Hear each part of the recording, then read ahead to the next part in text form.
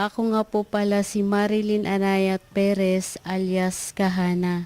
Ako po ay tumagal ng 9 na taon sa CPP-NPA o Narciso Antaso Aramil Command na sumasalamin po sa Komiting Larang Guerrilla 53 o KLG 53 dito po sa lalawigan ng Rizal.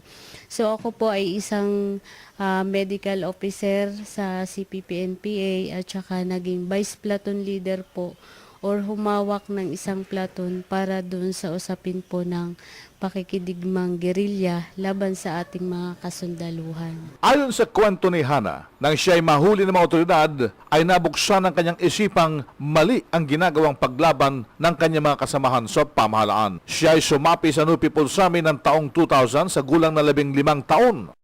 Ako po kasi ay isa sa na-captured sa isang engkwentro. So ako po ay isa sa mga tinamaan at iniwan ng aking mga kasamahan. So nung ako po ay nahuli nila, yun po na mas naging malinaw po sa akin na siguro ito na po yung tamang panahon para ituwid po yung landas na tinahak namin nung una. Ang particular ko po kung bakit ako ay napasama sa ganun, yun nga, sinasabi ng kabila na kahirapan yung dahilan kung bakit maraming mga nagre-rebelde.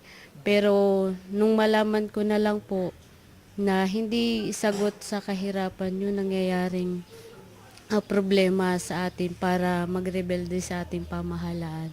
So na-realize ko po na mali yung paglaban sa gobyerno sapagkat marami na pong buhay yung nawala. Kaya ibig sabihin po, ito na po yung tamang panahon para ituwid po yung mga kamalian noon. So yun po yung isa sa mga reason kung bakit po ako ay nagbalik loob sa ating pamahalaan.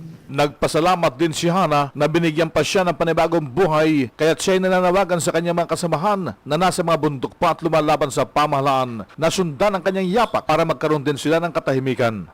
Sa akin po, yun nga, siguro sa party po namin, kung kami man ay naging malaking bahagi or naging sakit ng ulo ng ating pamahalaan, maraming mga krimen na nagawa na nabigyan pa ng pangalawang pagkakataon ng ating gobyerno. So, ayun, ipinaparating ko sa kanila na sana itigil na natin yung hidwaan sa pamagitan ng pakikipaglaban sa ating gobyerno. Sana mayroon pang second chance na naghihintay para sa kanila. Kung kami nga, sabi nga ay malaki yung naging kasalanan pero nabigyan ng pangalawang pagkakataon, sila pa kaya na kung nanaisin nilang magbagong buhay, mabibigyan din sila ng ganitong pamumuhay na tahimik, payapa,